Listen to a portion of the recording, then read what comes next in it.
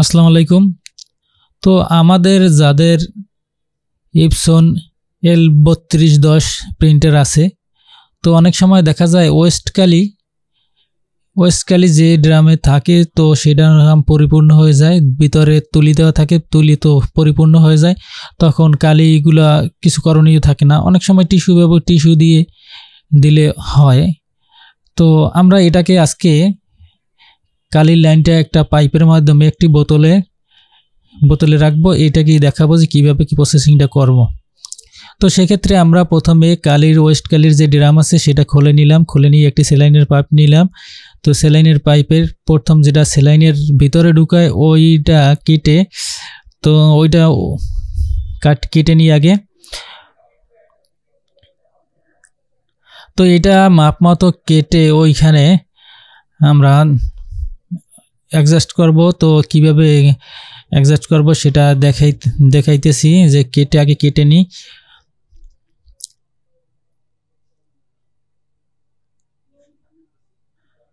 প্রায় কাটা হয়ে গেছে। তো এখন এটাকে মাপ নিব যে ওখানে কতটুকু বড় বানান লাগে বা ছোট বানান লাগে। তো একটু বড় বানান লাগবে, যেহেতু এইটা কাটার একটু ছোট হয়ে গেছে। তো সামনে উপর থেকে কাটলে একটু সমান সমান হইতো, তো নিচ থেকে কাটা হয়েছে যার কারণে একটু ছোট হয়ে গেছে। তো প্রথমে এটাকে একটু হিট বা গরম দিয়ে এটাকে একটু বড় করে নিব। তো গরম করে বড় করে নিছি। তো এখন মাপ দিয়ে দেখি ঠিক আছে। তো এটা ঠিক থাকলে এটা লাগানোর উপায় হলো, যেহেতু এটা শক্ত কোনো আঠা দিয়ে লাগাইতে হবে। তো আমরা এটা সুপারগুলো দিয়ে লাগাবো।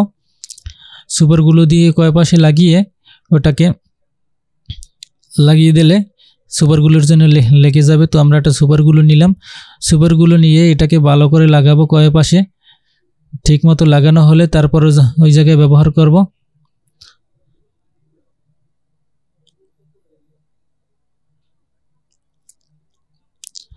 তো আমাদের সুপারগুলো লাগানো হয়ে গেছে। তো এখন ওটাকে আর একটু সুপারগুলো নিয়ে নিই, একটু ভালো করে লাগানো লাগবে, কারণ বারবার তো লাগানো হবে না এটা।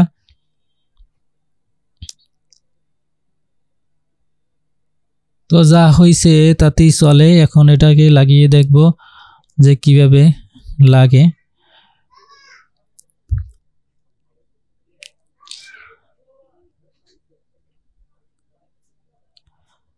তো এটাকে লাগাই, লক্ষ্য করেন ঠিক ওই ভিতরে লাগিয়ে দিলাম, লেগে গেছে। এখানে বেশি একটা বাতাস দিতে হয় নাই, তো লেগে গেছে। তো এখন আমরা যে ঢাকনাটা আছে সেই ঢাকনাটা ওই বরাবর পাইপটাকে বের করার জন্য এটা ছিদ্র করে নিব। তার জন্য আমাদের ঢাকনাটাকে একটি স্ক্রু ড্রাইভারের মাধ্যমে ছিদ্র করে নিতে হবে। তো ছিদ্র করলে যে নিচ থেকে একটা মাপ নিতে হবে যে পাইপটা কোন বরাবরে আসবে। তো উপর থেকে নিলে তো কালিটা আবার উপর তো উঠতে হবে। তো নিচ থেকে আমরা একটি সাইড থেকে আর কি প্রিন্টারের ডাইন সাইড থেকে যে ঢাকনাটা আছে সেই ঢাকনাটার ডাইন সাইড থেকে একটি ছিদ্র করে নেব। তো ছিদ্র করার জন্য একটি টেস্টার নিলাম এবং মাপটা নিয়ে যে ওই ডাইন সাইড দিয়ে একটা মাপ নিয়ে নিলাম। তো মাপ নিয়ে এটাকে ছিদ্র করি।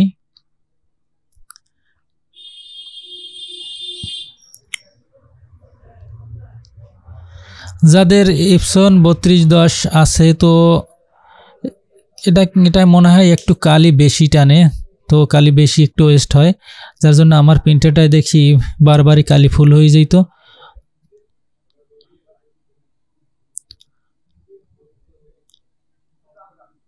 তো ছিদ্র করতে একটু প্রেসার ক্রিয়েট করতে হবে।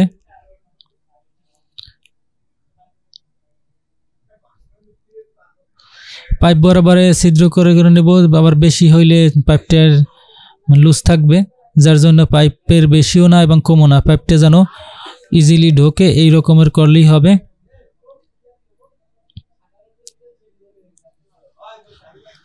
তো ছিদ্র করা হয়ে গেছে, এখন একটু এটারে ফিনিশিং করব। এখন যে পাইপটা আছে পাইপের মাথা থেকে আমরা অনেকখানি কেটে ফেলবো, যেহেতু এত বড় পাইপ লাগে না।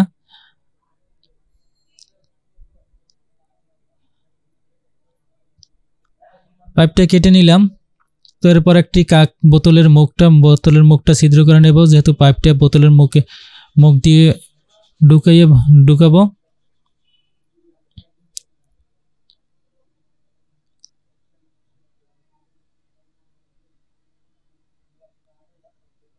ছিদ্র হয়ে গেছে, এখন এটার ভিতরে পাইপটা ঢুকাবো।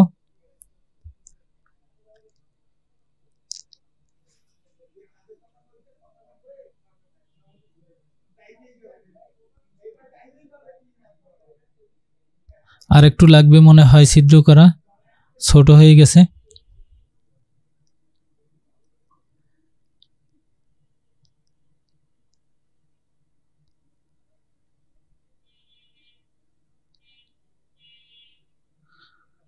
একটু লাগবে ছিদ্র করা।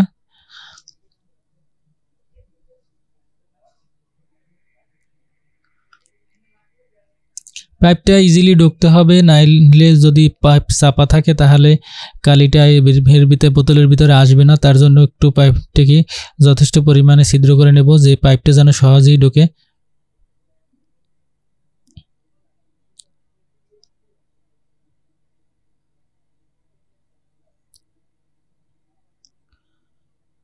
এর সাইডে আর ছিদ্র বেশি লাগবে না, এখন পাইপটা ঢুকবে ইজিলি।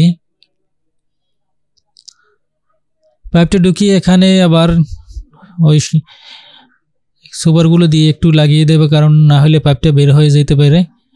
যার জন্য সুপারগুলো দিয়ে আবার এটাকে একটু লাগিয়ে শক্ত করে দেব।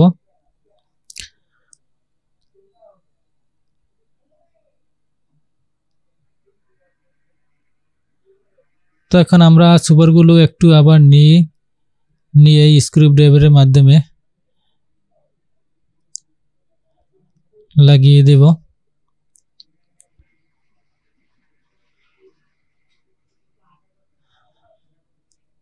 টেস্টারের মাধ্যমে একটু সুপারগুলো লাগিয়ে দেব স্ক্রু ড্রাইভারের মাধ্যমে।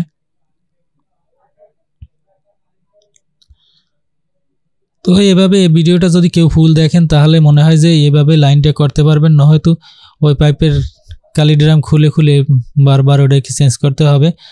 আর এভাবে করলে আপনার যখন কালিটা বোতল ভরে যাবে তখন এটাকে বোতলের কালিটুকু ফালিয়ে আবার বোতলটা আটকিয়ে দিলে হবে। আমাদের সুপারগুলো লাগানো শেষ, এখন বোতলটাকে আটকিয়ে রেখে দেব। তো এইভাবে আপনারা ইপসন প্রিন্টার থেকে ওয়েস্ট কালির নামানোর জন্য এইভাবে পদ্ধতি করতে পারেন। ধন্যবাদ, সবাই ভালো থাকবেন।